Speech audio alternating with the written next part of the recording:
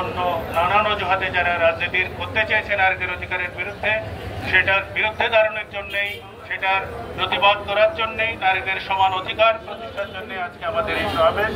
সেই সমাবেশের প্রতি পূর্ণ সংহতি জ্ঞাপন করছি এবং নারীদের অধিকার প্রতিষ্ঠায় সাথে থাকার জন্য আমাদের আইনজীবী বন্ধুদেরকে আহ্বান জানিয়ে আমি আমার সংক্ষিপ্ত বক্তব্য শেষ করছি। ধন্যবাদ সবাই। ধন্যবাদ আমাদের জ্যোতির্ময় দাকে। আমরা আমাদের আহ্বান নারীর প্রতি সহিংসতা বন্ধ হোক, এই আহ্বান থেকে আমরা আজকে মানববন্ধনের আয়োজন করেছি। এই পর্যায়ে আমি ব্যারিস্টার ওমর ফারুক আমাদের সাথে সম্মতি প্রকাশ করবেন, ওনাকে অনুরোধ করবো তার সংক্ষিপ্ত বক্তব্য দেওয়ার জন্য।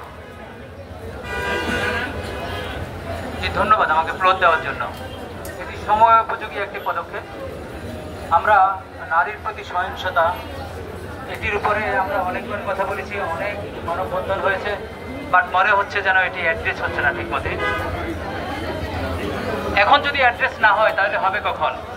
যে জ্যোতির্ময়দা বলেছেন যে জুলাই আগস্টের বিপ্লবে নারীদের যে অংশগ্রহণ ছিল, তারা যে তাদের সন্তানদেরকে, ভাইদেরকে আগলে রেখেছেন এবং বুলেটের সামনে তারা যেভাবে দাঁড়িয়েছেন, আর পুরো জাতিকে তো আগলে রেখেছেন, এবং নারীরা যে স্লোগান দিয়েছে সেদিন, এটি তো অত্যন্ত প্রশংসার দাবি রাখে। তাই আমি মনে করি আজকে আমি ওনাদের সাথে সঙ্গতি প্রকাশ করতে পেরেও আমি আনন্দিত এবং ওনাদের প্রতি কৃতজ্ঞতা যে আমাকে সুযোগ করে দেওয়ার জন্য। আমি আপনাদের প্রত্যেকটা আন্দোলন সংগ্রামে, সমতার আন্দোলন সংগ্রামে, দ্বিতীয় ন্যায্যতার আন্দোলন সংগ্রামে থাকবো, এই প্রতিশ্রুতি দিচ্ছি।